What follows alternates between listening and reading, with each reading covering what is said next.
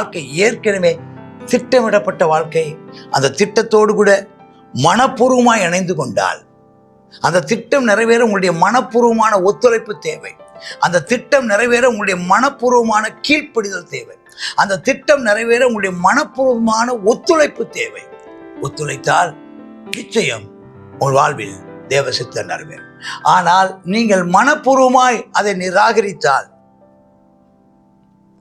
நீங்கள் மனப்பூர்வமாய் அதை கீழ்ப்படியாமல் போனால், நீங்கள் மனப்பூர்வமாய் ஒத்துழைக்காமல் எதிர்த்து நின்றால், உங்களை குறித்ததான தேவ திட்டத்தை நீங்களே இழந்து போய் ஆகாதவனாக தள்ளப்படுவீர்கள்.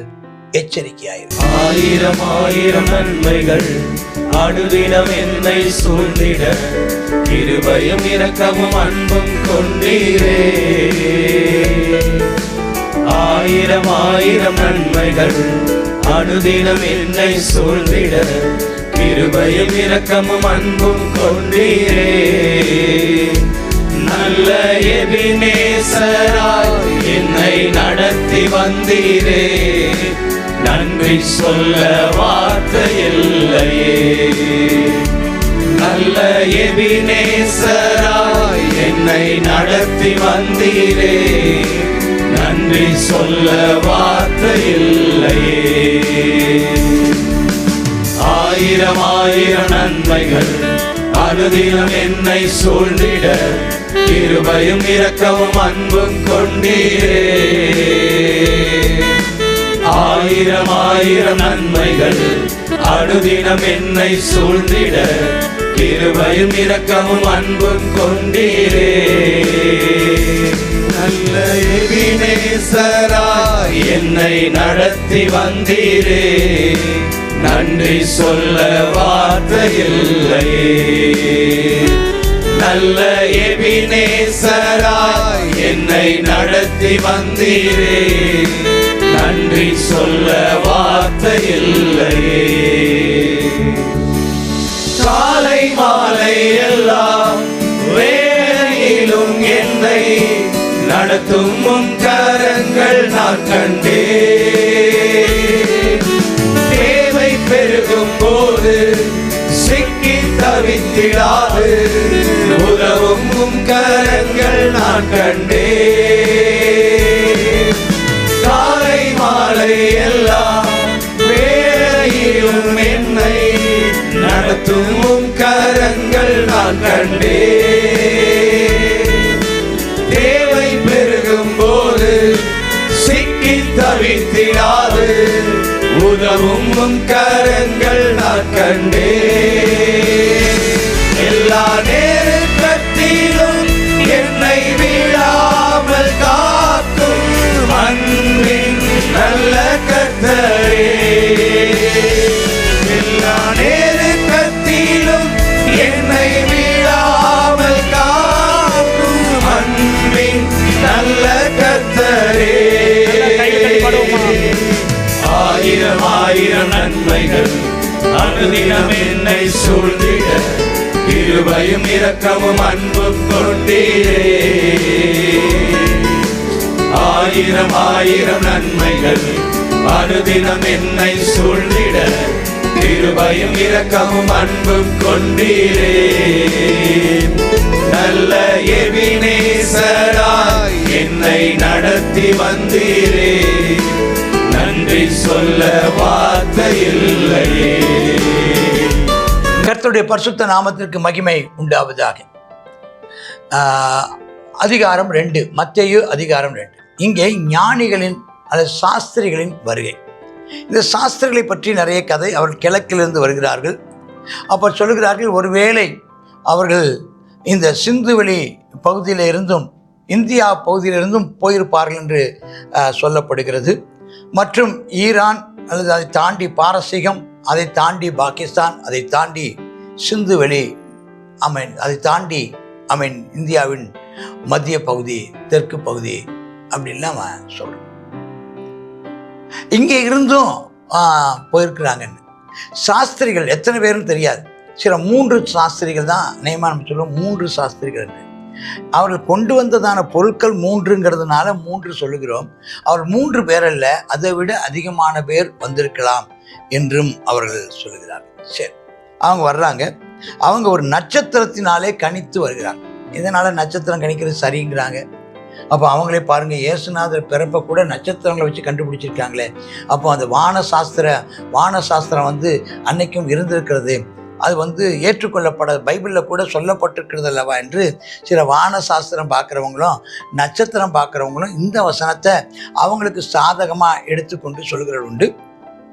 ரட்சிக்கப்படாதவர்களை, இயேசுவை பற்றி அறிகிற அறிவு இல்லாதவர்களுக்கு சத்தியத்தை அறிகிற அறிவை பெற்றுக்கொள்வதற்கு முன்பதாக கர்த்தர் அவர்களை இயற்கையான முறையிலேயே அவர்களுக்கு தம்மை வெளிப்படுத்தி இருக்கிறார்.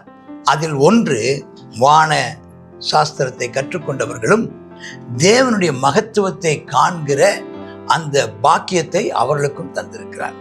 ஆனால் அவர்களுக்கு யார் மெய்யான தேவன் என்று தெரியவில்லை. எப்போது அது தெரியும் என்றால், சத்தியத்தை அறியும் போது அவர்கள் அறிந்து கொள்வார்கள். சரி, இப்போ நட்சத்திரத்தை பார்த்து வர்றாங்க. அந்த நட்சத்திரம் எங்கே கொண்டு விட்டது? எருசலேம் பக்கத்தில் வந்த உடனே அவங்க நினச்சாங்க, சரி எருசலேம் வரைக்கும் வந்துட்டோம்ல, அரண்மனையில் தான் பிறப்பாருன்னு அரண்மனையில் போய் விசாரிக்கிறாங்க. தெரியலை. அந்த டைமில் அவங்க இருந்ததான ஏரோதுங்கிறவன் அவன் விசாரிக்கிறான், என்னது கிறிஸ்துவானவராய். எனக்கு எல்லாருக்கும் ஒரே கலக்கம். 3ஆம் வசனத்தில் எல்லாம் கலக்கம். ஏன்னா எப்போதுமே ஒரு ராஜா இருக்கும்போது இன்னொரு ராஜா எழும்புகிறானா அப்படி ஒரு கேள்விப்பட்டாலே அவங்களுக்கு கோபமாக இருக்கும். இன்னொரு ராஜாவா? எங்கள் வீட்டில் ராஜா. அவன் கேட்கும்போது எப்படி கேட்குறாங்கன்னா, யூதருக்கு ராஜாவாக பிறந்திருக்கிறவர் எங்கே இருக்கிறாருன்னு யூதருக்கு ராஜான்னு கேட்டு வர்றாரு. இந்த வார்த்தையை தான் சிலுவையிலையும் அவங்க தொங்க விடுறதை பார்க்குறோம். அப்போ அவர் எப்படி அறிமுகமாகிறாரு? முழு உலகத்துக்கும் ஆண்டவர் அறிமுகமானது யூதருக்கு ராஜா, தாவீது ராஜா சொல்லப்பட்டிருக்கு பாருங்க. எசேக்கியேலெல்லாம் சொல்லப்பட்டிருக்கு. மறுபடியும் நான் தாவீதை உங்களுக்கு மெய்ப்பனாக கொடுப்பேங்கிறார். தாவீது, அப்போ இயேசுவை தான் தாவீதின் குமாரன். அப்போ அவங்க எல்லாம் கூடி எங்கே பிறப்பாருன்னு அவங்க எல்லாம் ஆராய்ச்சி பண்ணி பார்த்தா, அப்போ அந்த சாஸ்திரிகளுக்கு வான சாஸ்திரவியல் மூலமாக நட்சத்திரங்களாலே ஒரு ராஜா பிறக்கிற இடத்தை அவர்களுக்கு சுட்டி காட்டப்பட்ட போது, வேதத்தை படித்ததான வேத பாரகர்களும் பிரதான ஆசாரியர்களும் அவர்கள் பார்த்தபோது அவர்கள் கண்டுபிடித்தார்கள், யூதேயாவில் உள்ள பெத்லகேமிலே பிறப்பார். இந்த நட்சத்திரம் அது ஒரு பொதுவான ஒரு இடத்துக்கு அவங்களை வழி நடத்தினது. ஆனால் வேத வசனம் அவளை சரியான இடத்துக்கு வழி நடத்தினது. அது பொதுவான ஒரு வெளிப்பாடு, இது சரியான வெளிப்பாடு, அல்லது அது பிரத்யோகமான சிறப்பான வெளிப்பாடு, சரியான இடம். பெத்லகேமிலே பிறப்பார்னு அடிச்சிட்டாங்க. அப்புறம் அவங்க ஏன்னா அந்த வசனத்தை எடுத்து காட்டுறாங்க. பெத்லகேமே மீகாவில் 5ஆம் அதிகாரத்தில் இருக்கிற அந்த வசனத்தை அவர் அங்கே எடுத்து காமிக்கிறாங்க. மீகாவில் எழுதப்பட்டது 5ஆம் வசனத்தை, 5ஆம் அதிகாரத்தில் உள்ள வசனத்தை எடுத்து காமிக்கிறாங்க. 1ஆம் வசனம் 5:1-2. அப்போ நீ சிறியதல்ல, என் ஜனமாய் இஸ்ரவேலை ஆளும் பிரபு நிலத்திலிருந்து புறப்படுவார் என்று தீர்க்கதரிசினார். எந்த வார்த்தையை மற்ற எழுதினாலும் அந்த இது சம்பந்தப்பட்ட ஒரு பழைய ஏற்பாட்டு தீர்க்க தரிசனத்தை அவர் ஞாபகப்படுத்திடுவார், நிறைவேற்று. அப்போ போன உடனே இந்த ஏரோது என்ன செய்கிறாங்க, மெதுவாக அந்த ஆட்கள்லாம் கூப்பிட்டு, ஐயா அந்த நட்சத்திரம் காணப்பட்ட காலத்தையும் கேட்குறான். எவ்வளோ நாள் ஆச்சு? அவங்க சொல்லியிருக்காங்க பிறப்பு கிட்டத்தட்ட 3 மாதம். எத்தனை மாதம் சொன்னாங்களோ தெரியல, நம்மளாக ஒன்றும் கற்பனை பண்ண வேண்டாம். ஒரு குறிப்பிட்ட காலம், ஒரு 2 குறைஞ்சபட்சம் நீண்ட தூரம் நடந்து வந்திருக்கிறாங்க, ஒரு நீண்ட காலத்தை சொல்கிறாங்க. அப்போ திட்டமாய் விசாரிங்க, நானும் அதை பணிந்து கொள்ளும்படி எனக்கு சொல்லுங்கள். ஆனால் அது உண்மை இல்லை, அவனுக்கு ஒரு பொறாமையினால் கண்டுபிடிக்கணும்னு. ஆனால் போகும்போது மறுபடியும் நட்சத்திரங்களை என்ன செய்யுது, சரியான இடத்துல அவங்களுக்கு ஒரு உறுதிப்பாடு நட்சத்திரம் கொடுக்கறது. போய் பிள்ளைய பார்த்தாங்க, சந்தோஷப்பட்டாங்க, வீட்டுக்குள்ளே போனாங்க. அவங்க சாஷ்டாங்கமாய் பணிந்து கொண்டாங்க. அந்த குழந்தையை பணிந்து கொண்டார். அதுக்கு முன்னால் எல்லாம் சாஷ்டாங்க, இவங்கள படித்தவர்கள், சாஸ்திரிகள், ஐஸ்வர்யவான்கள். அவங்க தங்களுடைய பொக்கிஷங்களை திறந்து 3 காரியத்தை கொடுக்குறாங்க. பொன், வெள்ளைப்போளம், தூபவர்க்கம். பொன், தூபவர்க்கம், வெள்ளைப்போளம், 3 பொருட்கள். அவர் ராஜா என்பதற்கு அடையாளமாக பொன்னையும், அவர் ஜனங்களுக்காக பாடுபடுகிற அவருடைய மரணத்துக்கு மரண சரத்தை ஸ்தோத்திரம் பதமிடுகிற அந்த வெள்ளை போலம், அவர் பாடுபட போகிற ஸ்தோத்திரம் ஜனங்களுடைய பாவத்தை மீட்பதற்காக தம்முடைய சிலுவை மரணத்தினாலே விடுதலையாக்கப் போகிறார் என்று பாடு மரணங்களை நினைவு கூறுகிற வெள்ளை போலும் அவர் பிரதான ஆசாரியராய் தேவனுக்கு முன்பதாக, நமக்கும் மனுஷனுக்கும் தேவனுக்கு முன்பதாக பாவ பரிகாரம் தன்னையே பலியாக செலுத்தி வெள்ளை போலம் தன்னையே ராஜாவாக இருந்து தன்னை தாழ்த்தி தூபவர்க்கம் ஸ்தோத்திரம் ஒரு ஆசாரியனாக, அவர் ஒரு ராஜா பொண்ணு, அவர் ஒரு ஆசாரியன் தூபவர்க்கம், அவர் ஒரு பாடுபடும் தீர்க்கதரிசி ஸ்தோத்திரம் வெள்ளை போலம் காணிக்க வைக்கிறார். அது பின்பு இன்னொரு வார்த்தை சொல்லுவாங்க, நம்முடைய ஆவி நம்முடைய ஆத்மா சரம். ஆவிங்கிறது அது நம்முடைய ஆவி நம்முடைய இருதயத்தையும், ஆக்சுவலாக தூபவர்க்கம் தான், தூபவர்க்கம் நம்முடைய இருதயத்தையும், பொண்ணு நம்முடைய ஆத்மாவையும், வெள்ளை போல நம்முடைய சரத்தையும் காட்டுகிறதாக சொல்லப்படும். பின்பு அவங்க ஆண்டவர் சொல்கிறாரு, நீ சொப்பனத்தை தெரிவிக்கப்பட்டு ஏறதுட்டு போக வேண்டாம், அவன் நல்ல எண்ணம் உள்ளவன் அல்ல, அவன் நல்ல எண்ணத்தில் உங்களை வர சொல்லவும் இல்லை, அவன் ஆராதிக்கணும் நல்ல எண்ணத்தில் சொல்லவில்லை, பிள்ளையை கொலை செய்ய பார்க்குறவன், நீங்கள் போக வேண்டான்னு சொல்ல அவங்க வேறு வழியாக போயிட்டாங்க. இதுக்கு இடையில ஆண்டவர் யோசேப்புக்கு சொல்லி, இந்த ஏரோது பிள்ளையை கொலை செய்ய தேடுவா, நீ எழுந்து பிள்ளையும் அந்த தாயும் எடுத்துட்டு நீ ஓடி போயிடு. நான் சொல்கிற வரைக்கும் என்ன பாருங்க, இந்த சாஸ்திரிகளையும் திருப்பி அனுப்பி விட்டாங்க தேவதூதன். ஸ்தோத்திரம். இந்த இயேசு கிறிஸ்துனுடைய அப்பா அம்மா யோசேப்பையும் பிறந்த சில நாட்கள் பிற்பாடு நடந்திருக்குங்க. அப்போ இவங்க கண்ட காலங்கிறதுனால பிறந்த அன்னைக்கே நடந்த சம்பவம் அல்ல, பிறந்த சில நாட்கள் சில வாரங்கள் நடந்த சம்பவம்னு நம்ம இதை எடுத்துக்கொள்ளலாம். பிள்ளை எடுத்துட்டு போறாங்கன்னா புறப்பட்டு போயிட்டான்.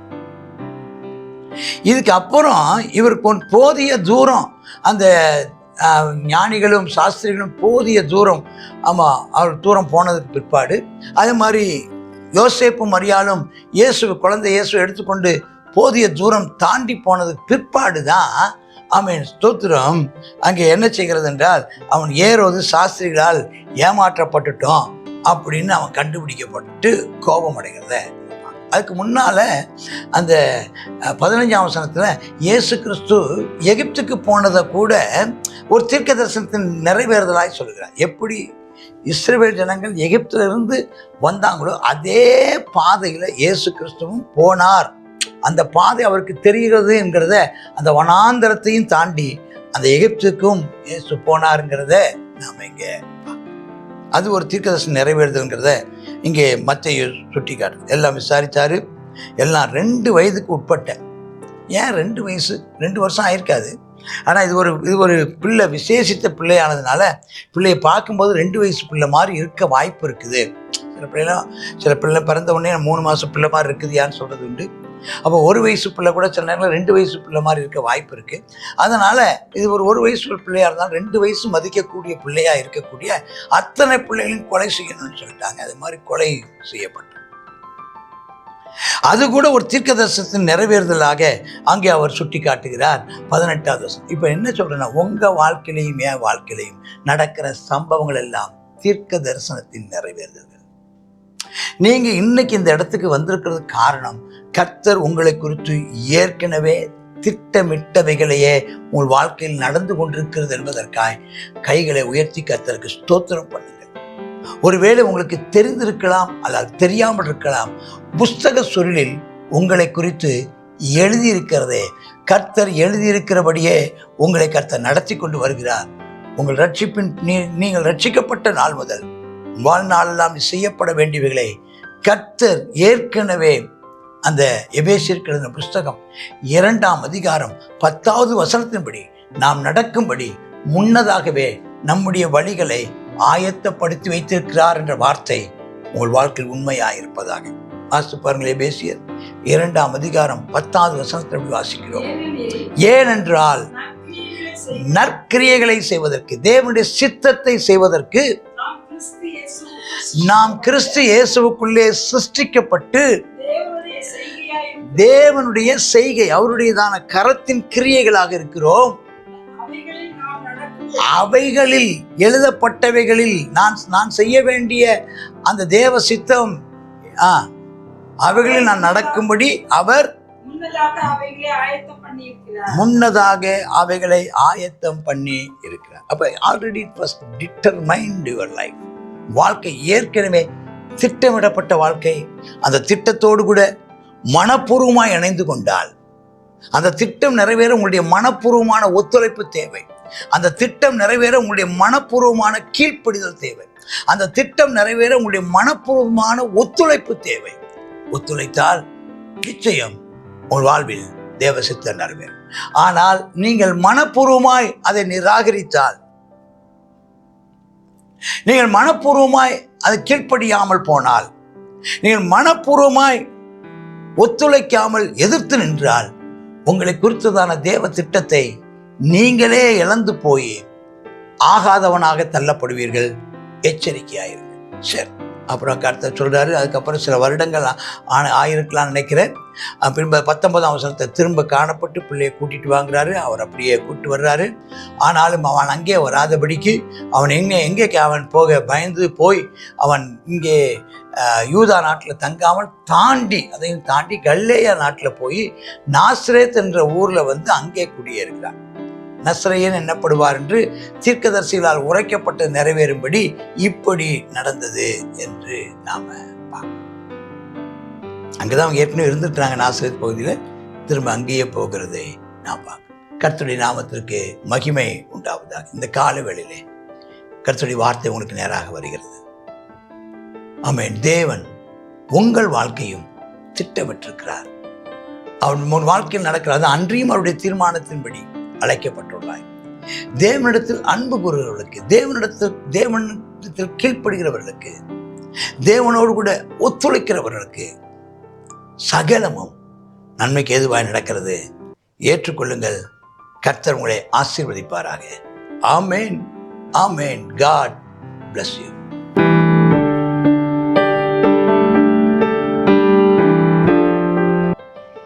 மத்தேயு 2வது அதிகாரத்தில் நம்ம இதில் பார்க்குறோம். இயேசு கிறிஸ்து அவர் இந்த உலகத்தில் வந்தாலும் அவரும் என்ன செய்தார்? பாதுகாக்கப்பட வேண்டியதாக இருந்தது. தேவனுடைய சித்தம் நிறைவேற அவர் என்ன செய்தார்? எல்லா பாடுகள், பிறந்ததிலிருந்தே பாடுகளுக்கு உட்படுத்தப்பட்டார் என்று சொல்லி நம்ம பார்க்குறோம். நம்முடையதான வாழ்க்கையில் தேவனுடைய சித்தத்தினாலேயும் நம்ம என்ன செய்ய வேண்டியிருக்கு? சில பாடுகளை அனுமதித்து தான் ஆக வேண்டியது இருக்குங்கிறத நம்ம இதன் மூலமாக நம்ம பார்க்குறோம். நம்ம தேவனுடையதான தேவன் வகுத்த பாதையில் நடக்கும் பொழுதும் சில பாடுகள் வழியாக நம்ம போய் அந்த ஆசீர்வாதத்தை நம்ம சுதந்திரத்துக் கொள்கிறோம். அதே போல் இயேசு கிறிஸ்து ஏரோதினால் கொல்லப்படுவதற்கு திட்டமிடப்பட்டார் என்று சொல்லி பார்க்குறோம். அவன் எச்சரிக்கப்பட்ட போது அவங்க என்ன செய்தாங்க? எகிப்துக்கு தூக்கிட்டு போனாங்கன்னு சொல்லி பார்க்குறோம். அது மாத்திரம் இல்லை, அதில் என்ன செய்துச்சு?